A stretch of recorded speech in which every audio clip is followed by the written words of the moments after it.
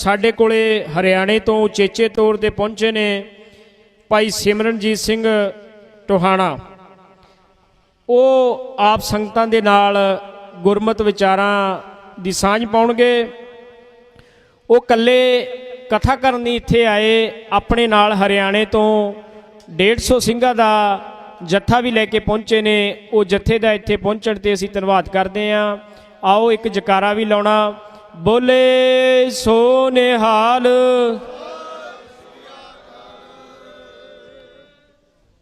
सो हुण भाई सिमरनजीत सिंह टोहाना, उन्हां तो बाद ढाडी जत्था ज्ञानी प्रेम सिंह जी प्रेमी वो तैयार रहन। वाहिगुरू जी का खालसा, वाहिगुरू जी की फतेह। जुगो जुग अटल चवर तखत दे मालक शब्द गुरु दे बोहे थे धन धन साहिब श्री गुरु ग्रंथ साहिब महाराज सच्चे पातशाह जी दी रहनुमाई अते निੱਘੀ गोद विच जुड़ बैठी गुरु रूप गुरु प्यारी साध संगत जीओ, सतगुरा पासों बख्शी हुई फतेह प्रवान करो जी। वाहिगुरू जी का खालसा, वाहिगुरू जी की फतेह। जो महाराज सच्चे पातशाह जी ने बख्शिश की है, ਜਿਹੜੇ रुके हुए कारज कौम दे बहुत सारे ऐसे मसले ने जो ਜਾਂ ਤਾਂ ਸਮੇਂ ਦੀ ਅੰਨੀ ਅਤੇ ਸੁੱਤੀ ਹੋਈ ਹਕੂਮਤ ਦੇ ਕਾਰਨ ਜਾਂ ਪੰਥ ਨੂੰ ਯੋਗ ਆਗੂ ਨਾ ਮਿਲਣ ਕਾਰਨ ਅੱਜ ਤੱਕ ਅਧੂਰੇ ਚੱਲ ਰਹੇ ਹੈ। सो सतगुरु जी ने सोझी बख्शी है, उन्हां रुके हुए कारजां नूं संपूर्ण करन दे लई सानू ये गुरु ग्रंथ साहिब महाराज सच्चे पातशाह जी ने आप दी गोद दे विच इस कौमी इंसाफ मोर्चे दे रूप दे विच इकत्तर कीता है। जो खालसा पंथ दी रवायत है,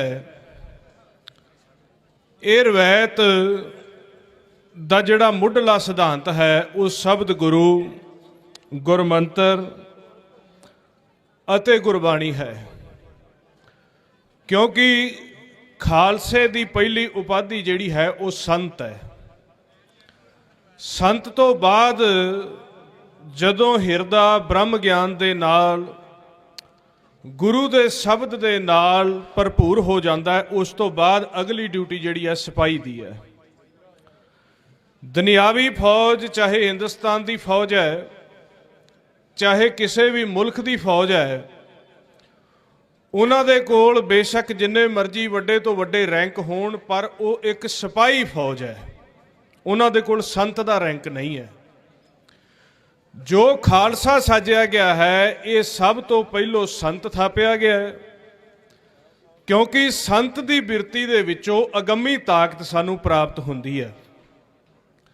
अज जो बंदी सिंघां दी रिहाई दे संबंध दे विच मोर्चा लगे है, बड़े बड़े सालां तो, कोई गुरमुख 27 सालां तो, 30 सालां 32 सालां तो हकूमत दीयां जिहड़ियां झूठियां जेलां हैं उन्हां दे विच नज़रबंद ने। दूसरा जो कौम दा सर्वोच्च जिहड़ा मुद्दा है, धन धन साहिब श्री गुरु ग्रंथ साहिब महाराज जी की बेअदबी, जो सारे संसार नूं ज्ञान दा चानण दे रही है, मोख की प्राप्ति दे रही है, उस अगम्मी अमृत रस का भेत दे रहे हैं जिहड़े बड़े बड़े लखां जुगां तप करके देव ऋषियां नूं भी नहीं प्राप्त होया। उस अगम्मी अमृत दी, उस अनहद बाणी जो साडे 10वें घर दे विच लगातार वज रही है, उसका भेत दे रही है। इन्हां दी बेअदबी हुई है। मनमुखां ने समय समय ते सतगुर जी की देह नूं नहीं बख्शिया। जदों मनुखी स्वरूप दे विच जो सब तो पहला शहीदां दे सरताज धन धन साहिब श्री गुरु अर्जन देव महाराज सच्चे पातशाह जी दे सुंदर शरीर स्वरूप नूं उन्हां ने तसद्दत दे के शहीद किया। उस तो बाद शहीदियां दा दौर चलिया। ओही दौर ओही अन्नी हकूमत, ओही कूड़ दे राजे, ਉਹੀ ਕੂੜ ਦੀ ਜੁੜੀ ਹੋਈ ਦੁਨੀਆ ਨੇ ਅੱਜ ਸ੍ਰੀ ਗੁਰੂ ਗ੍ਰੰਥ ਸਾਹਿਬ ਮਹਾਰਾਜ ਜੀ ਦੇ ਸਰੂਪ ਦੇ ਉੱਪਰ ਵੀ ਕਹਿਰ ਢਾਉਣ ਦੀ ਕੋਸ਼ਿਸ਼ ਕੀਤੀ ਹੈ। ਪਰ ਸਤਿਗੁਰ ਅਟਲ ਹੈ, ਸਤਿਗੁਰ ਪ੍ਰਕਾਸ਼ ਸਰੂਪ ਹੈ, ਸਤਿਗੁਰ ਸ਼ਬਦ ਸਰੂਪ ਹੈ। ਸਤਿਗੁਰ ਨੂੰ ਕਦੇ ਵੀ ਕਿਸੇ ਵੀ ਰਮਜ ਦੇ ਨਾਲ ਵੀ ਖਤਮ ਨਹੀਂ ਕੀਤਾ ਜਾ ਸਕਦਾ। ਪਰ ਜੋ ਸਤਿਗੁਰ ਜੀ ਦੇ ਸਰੂਪ ਦੇ ਉੱਪਰ ਤਸੱਦਤ ਹੋ ਰਹੀ ਹੈ, ਜੋ ਸਤਿਗੁਰ ਜੀ ਦੇ ਸਰੂਪ ਦੇ ਨਾਲ ਖਿਲਵਾੜ ਕੀਤਾ ਜਾ ਰਿਹਾ ਹੈ, ਇਸ ਤੋਂ ਵੱਡਾ ਮੁੱਦਾ ਹੋਰ ਕਿਹੜਾ ਹੋ ਸਕਦਾ ਹੈ। ਪਰ ਇਹ ਮੁੱਦੇ ਉਦੋਂ ਸਿਰੇ ਲੱਗਣਗੇ ਜਦੋਂ ਅਸੀਂ ਸਿਪਾਹੀ ਦੀ ਬਿਰਤੀ ਦੇ ਨਾਲ ਸਭ ਤੋਂ ਪਹਿਲਾਂ ਸੰਤ ਦੀ ਬਿਰਤੀ ਧਾਰਨ ਕਰਾਂਗੇ। ਜਿੰਨੀ ਦੇਰ ਸਾਡੇ ਕੋਲ ਗੁਰਮੰਤਰ ਸ਼ਬਦ ਦੀ ਤਾਕਤ ਨਹੀਂ ਹੈ, ਜਿੰਨੀ ਦੇਰ ਸਾਡੇ ਕੋਲ ਸ਼ਬਦ ਗੁਰਬਾਣੀ ਦੀ ਤਾਕਤ ਨਹੀਂ ਹੈ, ਤਾਂ ਮਾਫ ਕਰਿਓ, ਸਾਡਾ ਰੈਂਕ ਜਿੰਨਾ ਮਰਜ਼ੀ ਵੱਡਾ ਹੋਵੇ ਦੁਨਿਆਵੀ ਫੌਜ ਵਾਲਾ ਹੀ ਰੈਂਕ ਹੈ। ਜਿਸ ਵਕਤ ਛੇਵੇਂ ਪਾਤਸ਼ਾਹ ਦੇ ਨਾਲ ਜੰਗ ਯੁੱਧ ਹੁੰਦੀ ਹੈ, 10ਵੇਂ ਪਾਤਸ਼ਾਹ ਦੇ ਨਾਲ ਜੰਗਾਂ ਯੁੱਧਾਂ ਹੋਈਆਂ ਨੇ। ਦੂਸਰੇ ਪਾਸੇ ਚਾਹੇ ਜਹਾਂਗੀਰ ਦੀ ਫੌਜ ਸੀ, ਚਾਹੇ ਔਰੰਗਜ਼ੇਬ ਦੀ ਫੌਜ ਸੀ, ਉਹਨਾਂ ਦੇ ਕੋਲ ਵੀ ਬੜੇ ਆਧੁਨਿਕ ਹਥਿਆਰ ਸੀ। ਲੱਖਾਂ ਦੀ ਤਾਦਾਦ ਦੇ ਵਿੱਚ ਫੌਜਾਂ ਆਈਆਂ, ਹਥਿਆਰਾਂ ਦੇ ਨਾਲ ਲੈਸ ਹੋ ਕੇ ਆਈਆਂ, ਪਰ ਫਿਰ ਵੀ ਗੁਰੂ ਘਰ ਦੇ ਵਰਸਾਏ ਹੋਏ ਜਿਹੜੇ ਗੁਰਮੁਖ ਸੀ, ਉਹਨਾਂ ਦੇ ਕੋਲੋਂ ਐ ਬਿਲਕੁਲ ਖੀਣ ਹੋ ਕੇ ਹਾਰ ਦਾ ਮੂੰਹ ਵੇਖ ਕੇ ਮੈਦਾਨ ਛੱਡ ਕੇ ਭੱਜੇ ਸੀ। ਫਰਕ ਕੀ ਸੀਗਾ? ਗੁਰੂ ਘਰ ਦੇ 94 ਗੁਰਮੁਖ ਔਰ ਝੂਠ ਦੀਆਂ, ਝੂਠੇ ਰਾਜੇ ਦੀਆਂ ਲੱਖਾਂ ਦੀ ਤਾਦਾਦ ਦੇ ਵਿੱਚ ਫੌਜਾਂ, ਉਹ ਵੀ ਹਥਿਆਰਾਂ ਸ਼ਸਤਰਾਂ ਦੇ ਨਾਲ ਲੈਸ। ਕਿਉਂ? ਉਹ ਸਿਰਫ ਸਿਪਾਹੀ ਦਾ ਰੈਂਕ ਉਹਨਾਂ ਦੇ ਕੋਲੇ ਸੀਗਾ। ਸੰਤ ਦਾ ਜੋ ਅਹੁਦਾ ਸੀ ਉਹ ਸਿਰਫ ਤੇ ਸਿਰਫ ਗੁਰੂ ਘਰ ਦੇ ਗੁਰਮੁਖਾਂ ਦੇ ਕੋਲ ਹੈ। ਸੰਤ ਸਿਪਾਹੀ ਅਤੇ ਇੱਕ ਇਕੱਲਾ ਸਿਪਾਹੀ ਬਹੁਤ ਫਰਕ ਹੈ। ਸੰਤ ਸਿਪਾਹੀ ਦਾ ਰੁਤਬਾ ਜਿਸ ਦਿਨ ਕਾਇਮ ਹੋ ਜਾਂਦਾ ਹੈ, ਉਸ ਦਿਨ ਫਿਰ ਸਾਨੂੰ ਕਿਸੇ ਵੀ ਦੁਨਿਆਵੀ ਰਾਜੇ ਤੋਂ ਮੰਗਣ ਦੀ ਕੋਈ ਲੋੜ ਨਹੀਂ ਪੈਂਦੀ, ਕਿਉਂਕਿ ਮਹਾਰਾਜ ਸੱਚੇ ਪਾਤਸ਼ਾਹ ਨੇ ਬਾਣੀ ਵਿੱਚ ਹੁਕਮ ਦਿੱਤਾ ਹੈ, ਕੋਊ ਹਰ ਸਮਾਨ ਨਹੀਂ ਰਾਜਾ, ਇਹ ਭੂਪਤ ਸਭ ਦਿਵਸ ਚਾਰ ਕੇ ਝੂਠੇ ਕਰਤ ਦਵਾਜਾ। ਅਕਾਲ ਪੁਰਖ ਦੇ ਬਰਾਬਰ ਕਿਹੜਾ ਰਾਜਾ ਹੋਇਆ? ਤੇ ਉਸ ਰਾਜੇ ਦੇ ਕੋਲੋਂ ਅੱਜ ਸਾਨੂੰ ਮੰਗਣਾ ਨਹੀਂ ਆ ਰਿਹਾ। ਜਿਸ ਵਕਤ ਛੇਵੇਂ ਪਾਤਸ਼ਾਹ ਸ੍ਰੀ ਹਰਗੋਬਿੰਦ ਸਾਹਿਬ ਮਹਾਰਾਜ ਸੱਚੇ ਪਾਤਸ਼ਾਹ ਜੀ ਨੂੰ ਗਵਾਲੀਅਰ ਦੇ ਕਿਲੇ ਦੇ ਵਿੱਚ ਨਜ਼ਰਬੰਦ ਕਰ ਲਿਆ ਗਿਆ ਰਾਜੇ ਪਾਸੋਂ, ਉਸ ਵਕਤ ਬਾਬਾ ਬੁੱਢਾ ਜੀ ਗੁਰੂ ਘਰ ਦੇ ਗੁਰਮੁਖਾਂ ਨੂੰ, ਵਰਸਾਈ ਹੋਈ ਸੰਗਤ ਨੂੰ, ਕਮਾਈ ਵਾਲੇ ਗੁਰਮੁਖਾਂ ਨੂੰ ਲਿਜਾ ਕੇ ਜਥਿਆਂ ਦੇ ਰੂਪ ਦੇ ਵਿੱਚ ਗਵਾਲੀਅਰ ਦੇ ਕਿਲੇ ਦੇ ਬਾਹਰ ਬੈਠ ਕੇ ਗੁਰਮੰਤਰ ਦਾ ਅਭਿਆਸ ਕਰਾਉਂਦੇ ਸੀ। ਗਵਾਲੀਅਰ ਦੇ ਕਿਲੇ ਦੇ ਬਾਹਰ ਬੈਠ ਕੇ ਸ਼ਬਦ ਦਾ ਅਭਿਆਸ ਕੀਤਾ ਜਾਂਦਾ ਸੀ, ਤਾਂ ਕਿ ਸ਼ਬਦ ਦੀ ਕਮਾਈ ਦੁਆਰਾ ਕੀਤੀ ਗਈ ਜਿਹੜੀ ਅਰਦਾਸ ਹੈ ਉਹ ਕਦੇ ਬਿਰਥੀ ਨਹੀਂ ਹੁੰਦੀ। ਅੱਜ ਅਸੀਂ ਹਕੂਮਤ ਤੋਂ ਦੇਖ ਲਿਆ, ਸਾਨੂੰ ਦੁਨਿਆਵੀ ਤੌਰ ਤੇ ਕੋਈ ਇਨਸਾਫ ਨਹੀਂ ਮਿਲਿਆ, ਤਾਂ ਹੀ ਸਾਡੇ ਕੌਮ ਦੇ ਹੀਰੇ ਅੱਜ ਤੱਕ ਦੀਆਂ ਜਿਹੜੀਆਂ ਇਹ ਕਾਲੀਆਂ ਕੋਠੜੀਆਂ, ਝੂਠੀਆਂ ਜੇਲ੍ਹਾਂ ਵਿੱਚ ਬੰਦ ਨੇ। ਸਿਰਫ ਤੇ ਸਿਰਫ ਇਨਸਾਫ ਮਿਲ ਸਕਦਾ ਹੈ ਅਕਾਲ ਪੁਰਖ ਸੱਚੇ ਪਾਤਸ਼ਾਹ ਜੀ ਦੇ ਘਰ ਕੋਲੋਂ। ਪਰ ਉਹ ਵੀ ਜੇ ਅਕਾਲ ਪੁਰਖ ਸੱਚੇ ਪਾਤਸ਼ਾਹ ਜੀ ਦੇ ਦਰ ਦੇ ਉੱਪਰ ਕੋਈ ਬੰਦਗੀ ਵਾਲੇ ਗੁਰਮੁਖ ਸ਼ਬਦ ਦੇ ਵਿੱਚ ਰੰਗੀਆਂ ਹੋਈਆਂ ਰੂਹਾਂ ਜੇਕਰ ਖੜ ਕੇ ਅਰਦਾਸ ਕਰਨਗੀਆਂ, ਤੇ ਮਹਾਰਾਜ ਸੱਚੇ ਪਾਤਸ਼ਾਹ ਜੀ ਦਾ ਬਚਨ ਹੈ, ਬਿਰਥੀ ਕਦੇ ਨਾ ਹੋਵੀ ਜਨ ਕੀ ਅਰਦਾਸ। ਮਹਾਰਾਜ ਨੇ ਕੀ ਕਿਹਾ? ਜਨ ਅਰਦਾਸ ਬਿਰਥੀ ਨਹੀਂ ਜਾਂਦੀ। ਪਰ ਗੁਰੂ ਪਿਆਰਿਓ, ਅਫਸੋਸ ਦੀ ਗੱਲ ਹੈ ਕਿ ਅੱਜ ਕੌਮ ਦੇ ਵਿੱਚ ਜਨ ਬਹੁਤ ਥੋੜੇ ਨੇ। ਆ ਇਨਸਾਫੀ ਮੋਰਚਾ ਲੱਗਿਆ ਹੈ, ਰੰਗੀਆਂ ਹੋਈਆਂ ਰੂਹਾਂ ਵੀ ਪੰਡਾਲ ਦੇ ਵਿੱਚ ਬੈਠੀਆਂ ਨੇ, ਪਰ ਕੁਝ ਸੰਗਤ ਦੇ ਵਿੱਚ ਹੰਸੀ ਨਹੀਂ ਹੁੰਦੇ, ਬਗਲੇ ਦਾ ਰੂਪ ਧਾਰਨ ਕਰਕੇ ਵੀ ਕੁਝ ਬੈਠੇ ਹੁੰਦੇ ਨੇ, ਜਿਹੜੇ ਸਿਰਫ ਇੱਥੇ ਇੱਕ ਘੁੰਮਣ ਦੇ ਤੌਰ ਤੇ ਆਉਂਦੇ ਨੇ, ਜੋ ਇੱਥੇ ਖਾਣ ਪੀਣ ਲੰਗਰਾਂ ਦੇ ਤੌਰ ਤੇ ਆਉਂਦੇ ਨੇ। ਮਾਫ ਕਰਿਓ ਗੁਰਮੁਖ ਪਿਆਰਿਓ, ਅੱਜ ਉਹਨਾਂ ਬੰਦਗੀ ਵਾਲੇ, ਉਹਨਾਂ ਕੌਮ ਦੇ ਮਹਾਨ ਜਰਨੈਲਾਂ ਨੂੰ ਪੁੱਛ ਕੇ ਦੇਖੋ, ਜਿਨ੍ਹਾਂ ਨੇ ਇੱਕ ਇੱਕ ਦਿਨ ਕਰਕੇ 30 ਸਾਲ ਦਾ ਸਮਾਂ ਕੱਟਿਆ ਹੈ। ਅੱਜ ਆਪਾਂ ਉਹਨਾਂ ਦੀ ਚੜ੍ਹਦੀ ਕਲਾ ਦੀ ਅਰਦਾਸ ਦੇ ਲਈ ਉਹਨਾਂ ਨੂੰ ਮਾਲਕ ਸੱਚੇ ਪਾਤਸ਼ਾਹ ਜੀ ਕਿਰਪਾ ਕਰਕੇ ਉਹਨਾਂ ਜੇਲ੍ਹਾਂ ਦੇ ਵਿੱਚੋਂ, ਨਜ਼ਰਬੰਦੀਆਂ ਦੇ ਵਿੱਚੋਂ ਬਾਹਰ ਕੱਢ ਦੇਣ। ਆਪਾਂ ਉਸ ਇਨਸਾਫ ਦੇ ਵਿੱਚ ਇਕੱਠੇ ਹੋਏ ਆ, ਜੋ ਧੰਨ ਧੰਨ ਸਾਹਿਬ ਸ੍ਰੀ ਗੁਰੂ ਗ੍ਰੰਥ ਸਾਹਿਬ ਮਹਾਰਾਜ ਸੱਚੇ ਪਾਤਸ਼ਾਹ ਜੀ ਦੇ ਸਰੂਪ ਦੇ ਨਾਲ, ਜਿਸ ਦੇ ਵਿੱਚ ਭਗਤ ਰਵਿਦਾਸ ਜੀ, ਗੁਰੂ ਰਵਿਦਾਸ ਜੀ ਮਹਾਰਾਜ ਬੈਠੇ ਹੈ, ਭਗਤ ਸੈਣ ਜੀ ਬੈਠੇ ਹੈ, ਕਬੀਰ ਸਾਹਿਬ ਬੈਠੇ ਹੈ, 6 ਗੁਰੂ ਸਾਹਿਬਾਨ ਬੈਠੇ ਹੈ, 11 ਭੱਟ ਬੈਠੇ ਹੈ, 15 ਭਗਤ ਬੈਠੇ ਹੈ, 4 ਗੁਰੂ ਘਰ ਦੇ ਗੁਰਮੁਖ ਸਿੰਘ ਬੈਠੇ ਹੈ, 36 ਗੁਰਮੁਖ ਸਾਹਿਬਾਨਾਂ ਦੀ ਬਾਣੀ ਹੈ। ਚਾਰੇ ਵਰਨਾਂ ਦੀ ਤੋਹੀਨ ਹੋਈ ਹੈ, 36 ਗੁਰਮੁਖ ਸਾਹਿਬਾਨਾਂ ਦੀ। ਅੱਜ ਜੋ ਕੋਈ ਆਪ ਦੇ ਆਪ ਨੂੰ ਕੌਮ, ਕਬੀਲਾ ਜੋ ਵੀ ਮੰਨਦਾ ਹੈ ਤੇ ਉਹ ਦੇਖੇ ਵੀ ਉਹਨਾਂ ਦੇ ਆਗੂ ਦੀ ਇਸ ਗੁਰੂ ਗ੍ਰੰਥ ਸਾਹਿਬ ਮਹਾਰਾਜ ਜੀ ਦੇ ਵਿੱਚ ਬਚਨ ਦਰਜ ਨੇ ਕਿ ਨਹੀਂ ਨੇ। ਕਿਉਂਕਿ ਮਹਾਰਾਜ ਨੇ ਕਿਹਾ ਸਤਿਗੁਰ ਕੀ ਬਾਣੀ ਸਤ ਸਤ ਕਰ ਜਾਣੋ ਗੁਰ ਸਿੱਖੋ, ਹਰ ਕਰਤਾ ਆਪ ਮੂੰਹੋਂ ਕਢਾਏ। ਸਾਨੂੰ ਅੱਜ ਲੋੜ ਹੈ ਬਾਬਾ ਬੁੱਢਾ ਜੀ ਦੇ ਜੋ ਯਤਨ ਕੀਤੇ ਗਏ ਗੁਰੂ ਹਰਗੋਬਿੰਦ ਸਾਹਿਬ ਮਹਾਰਾਜ ਸੱਚੇ ਪਾਤਸ਼ਾਹ ਨੂੰ ਜੇਲ੍ਹ ਦੇ ਵਿੱਚੋਂ ਰਿਹਾ ਕਰਾਉਣ ਦੇ ਲਈ। ਜਿਸ ਤਰ੍ਹਾਂ ਉਹਨਾਂ ਨੇ ਬਾਹਰ ਕਿਲੇ ਦੇ ਬਾਹਰ ਬੈਠ ਕੇ ਜਪ ਤਪ ਕੀਤਾ, ਸ਼ਬਦ ਦਾ ਅਭਿਆਸ ਕੀਤਾ, ਜੋ ਇਹ ਕੌਮੀ ਇਨਸਾਫ ਮੋਰਚਾ ਲੱਗਿਆ ਗੂੰਗੀ ਬੋਲੀ ਸਰਕਾਰ ਦੇ ਤੱਕ, ਉਹਨਾਂ ਦੇ ਦਿਮਾਗ ਤੱਕ ਇਹ ਗੱਲ ਪਹੁੰਚਾਉਣ ਦੇ ਲਈ ਆਪਾਂ ਇੱਥੇ ਬੈਠ ਕੇ ਵਾਧੂ ਦੀਆਂ ਗੱਲਾਂ ਬਾਤਾਂ ਨਾ ਕਰੀਏ, ਗੁਰੂ ਸਾਹਿਬ ਜੀ ਦੇ ਦੀਵਾਨ ਦੇ ਵਿੱਚ ਬੈਠ ਕੇ ਵੱਧੋ ਵੱਧ ਸ਼ਬਦ ਦਾ ਅਭਿਆਸ ਕਰੀਏ। ਜਿਹੜੇ ਗੁਰੂ ਪਿਆਰਿਆਂ ਨੇ ਸੰਤ ਜਰਨੈਲ ਸਿੰਘ ਖਾਲਸਾ ਜੀ ਪਿੰਡਰਾਂ ਵਾਲਿਆਂ ਦਾ ਸੰਗ ਕੀਤਾ ਹੈ, ਉਸ ਸਮੇਂ ਦਾ ਦੌਰ ਦੇਖਿਆ ਹੈ।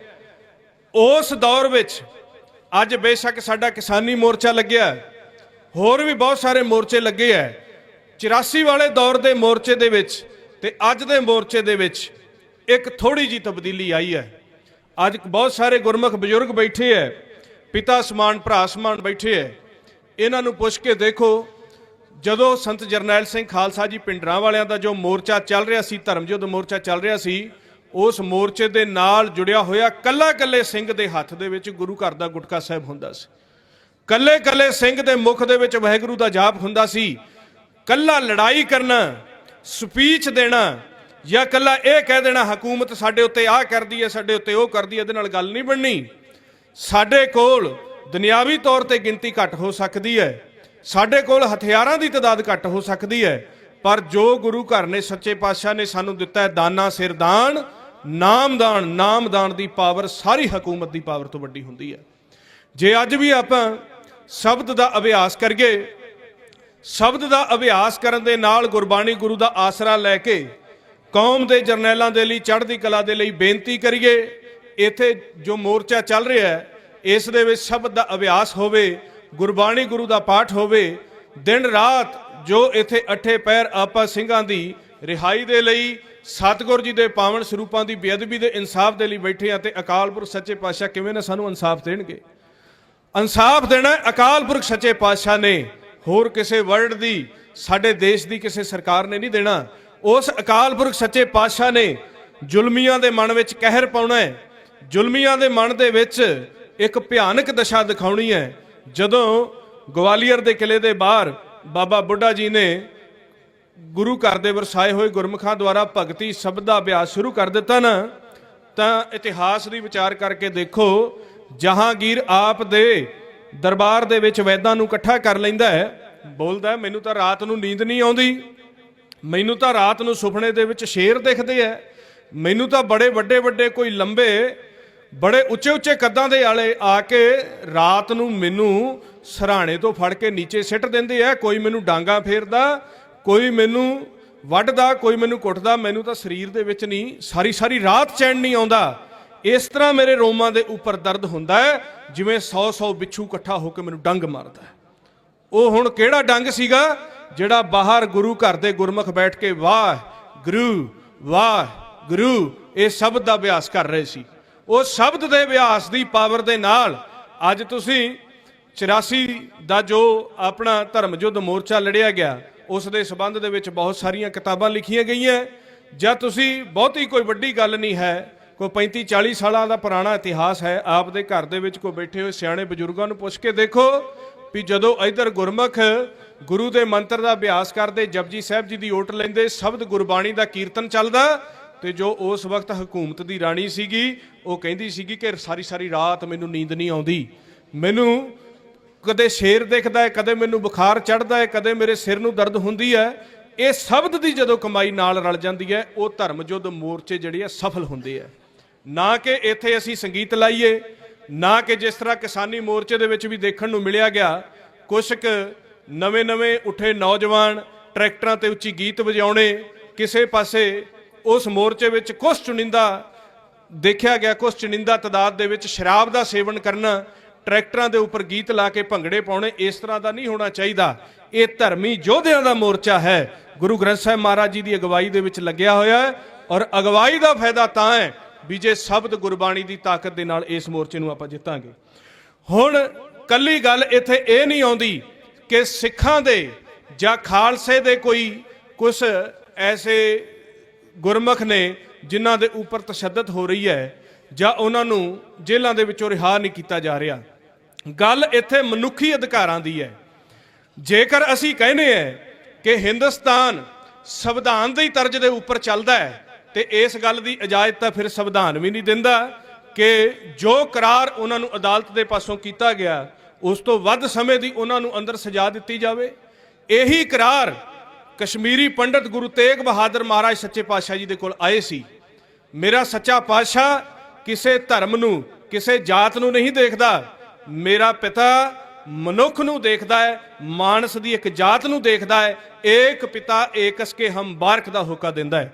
गुरु तेग बहादुर महाराज सच्चे पातशाह दी पास जदों कश्मीरी पंडित चल के आए, उन्होंने बेनती की कि सानू इस्लाम धक्के दे नाल कबूल करवाया जा रहा है, साडियां बहुआं बेटियां नूं घरों चुक के उन्हां दे नाल ऐसी जालो जलालत की जा रही है कि असीं तुहानूं बयान नहीं कर सकते।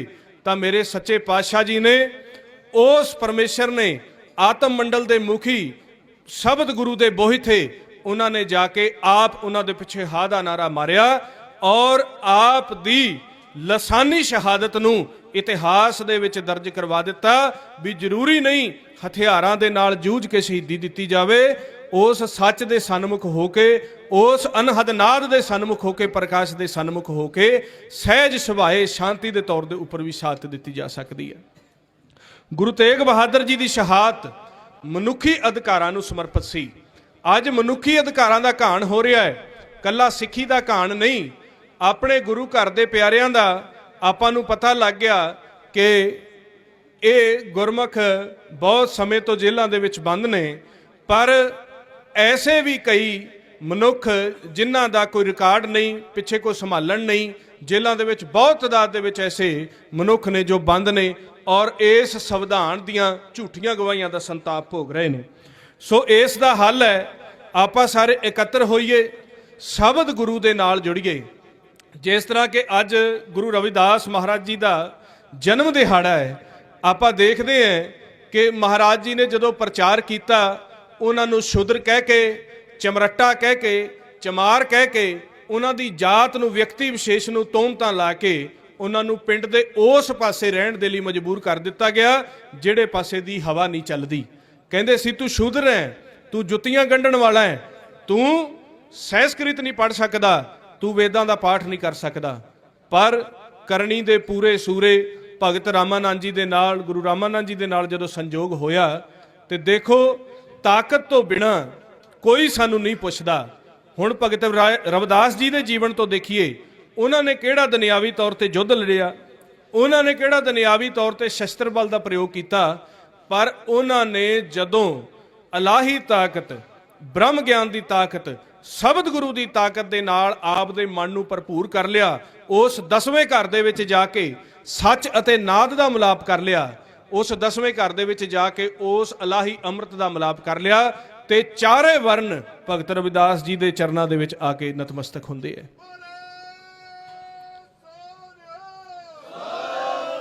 सानू सीखण दी लोड़ है।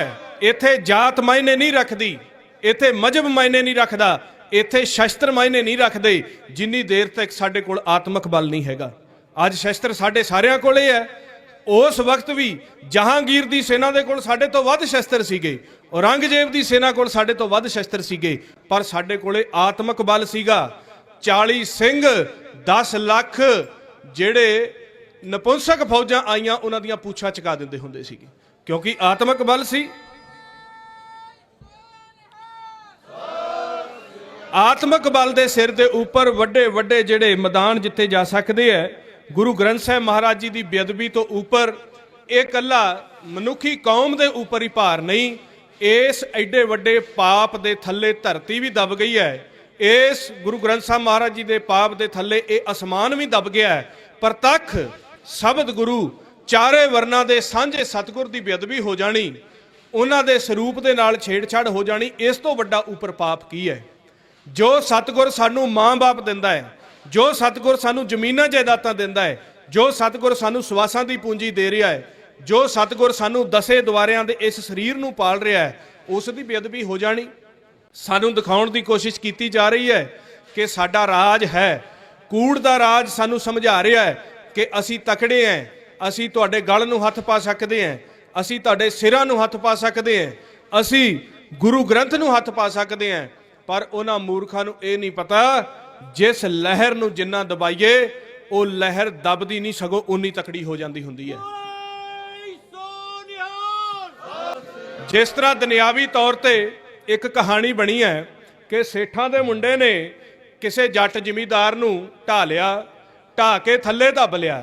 हुण जट जिमीदारां दा मुंडा सीगा, खांदे पींदे घर दा सी, लम्मा पिया, सेठां दा मुंडा उत्ते बैठा रोई जावे। तुहाडे वर्गा कोई सियाणा गया, वो कहंदा सेठा हुण क्यों रोना है, हुण तां ढाई बैठा है। वो कहंदा मैनू इहदे ढाए होए दा अफसोस नहीं, जद मैं थक गया ये उठ के मैनू कुटूगा बहुत। ਉਹੀ कहानी है, अज उन्होंने ये अफसोस नहीं कि असी गुरु ग्रंथ साहब महाराज जी की बेअदबी कर दी।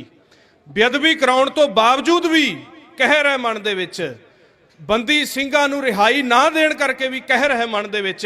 पता है भी जिस दिन थोड़ी जी भी इन्हां नूं चिणग लग गई, इन्हां कुटना नहीं, इन्हां ने पता ही नहीं। महाराज कहंदे ते तस्कर जो नाम ना लेवै वासै कोट 50, धरती दी 50 कोट थले जाके कहते जी जंत बना के यह जिन्हों मैं दब देना। गरीबां ऊपर जे खिंजे दाड़ी, पार ब्रह्म सा अगन मैं साड़ी। हुण पार ब्रह्म ने इन्हां दियां दाड़ियां अगन दे विच साड़नियां, पर साड़ेगा उदों जदों आपां सारे शब्द गुरु दे धारनी हो जावांगे। हुण आपां तां मालक तो वाकी होए फिरदे हैं, घर घर दे विच गुरबाणी गुरु दा प्रकाश नहीं, शब्द गुरु दा असीं अभ्यास नहीं करदे। बच्चे साडे जिहड़े है वो नशियां दे नाल लिप्त हो गए है। बच्चे साडे जिहड़े है वो गुरबाणी गुरु दे उपर पहरा नहीं दे रहे। थोड़े थोड़े चलो कोई मजबूरी वस परिवार होवेगा, जिस दे कोल जमीन जायदाद पैसे की कोई घाट है, वो सोचदा मैं देश विदेश जाके कोई धन कमा लियावां। पर जिन्हां दे कोले चंगियां जमीनां जायदादां है, इत्थे ऐश दी जिंदगी वो भी बाहर भज्जी जांदे है, वो भी गुरु नूं बेमुख हो के बाहर भजदे है। बाहर जांदियां केस कतल कराउंदे है, बाहर जांदियां नशे दा सेवन करदे है। सारे ना होणगे, कोई 10% बच जाते हैं, 20 बच जाते हैं, 80-90% यही काम हुंदा। ते गुरु ने साडी की सुननी है? गुरु उसदा है रहत प्यारी मुझको सिख प्यारा नहीं। रहत दा प्यारा है, रहत दा गुरु है। अज आपां रहत दे विच आईए, शब्द दा अभ्यास करिए, ते गुरु साडी रखिया किवें नहीं करदा। सो असीं जो विदेशां दे विच जाण दी हौड़ है, जो दिनों दिन ये हौड़ वध रही है, साडे मन दा संतोख खत्म हो रहा है। आपां इहदे बारे भी सोचीए। जरूरत है तां असीं जाइए, पर जाण तो बाद भी असीं आप दा वतन ना भुलाइए। उत्थे जाके रिजक दी कमाई करके असीं इत्थे लिया के आप दे देश, आप दे वचन दे विच इन्वेस्ट करिए। ये नहीं ये बहाना ला दिता जाता है इत्थों दियां सरकारां भ्रष्ट ने, ये बहाना ला दिता जाता है इत्थे सानू सिस्टम नहीं चंगा मिलता। तो फिर महाराज सच्चे पातशाह जी का तुसीं इतिहास नहीं पढ़ते। आपां नूं भ्रष्ट सरकारां कदों नहीं मिलियां, अपने नाल इत्थे तशद्दद कदों नहीं हुई, तो फिर कि गुरु घर के वजीरां ने, गुरु घर के सिंघां ने हिंदुस्तान छड्ड के वो भी बेड़ियां ते चढ़ गए सी। इन्ने तशद्दद दे हुंदियां भी गुरु घर ने पंजाब दी धरती, ये पुरातन धरती जिहड़ी है छड्डी नहीं। सो आपां निरा संतोख, आपां ज निरा लालच वस पै के आप दी इस पंजाब दी धरती नूं ना छड्डीए, घरां दे विच शब्द दा पहरा देईए, गुरबाणी गुरु दे हुक्म विच चलीए। आओ 2 मिनट जो वाहिगुरू शब्द दी आपां नूं सच्चे पातशाह जी ने दात दित्ती है, नेत्र बंद करके 1-2 मिनट दे लई आपां शब्द दा अभ्यास करिए, ताकि अरदास रूप दे विच ये सारे गुरमुखां दी चढ़दी कला, पापियां दा नाश होवे, अगन दे विच ये सड़ जाण, और झूठियां अन्नियां बोलियां सरकारां दे कंन खुल जाण, अखां खुल जाण, खालसे दी चढ़दी कला हो जावे। खालसे दी चढ़दी कला दे लई आओ नेत्र बंद करके गुरु गोबिंद सिंह महाराज जी पासों दिता गया गुर शब्द वाहिगुरू गुर मंत्र का थोड़ी देर जाप करिए। उस तो उपरंत समाप्ति है। प्रबंधक आप जी नूं अगला प्रोग्राम दसणगे जी। आओ नेत्र बंद करके बोल बोल के करिए शुरू जी।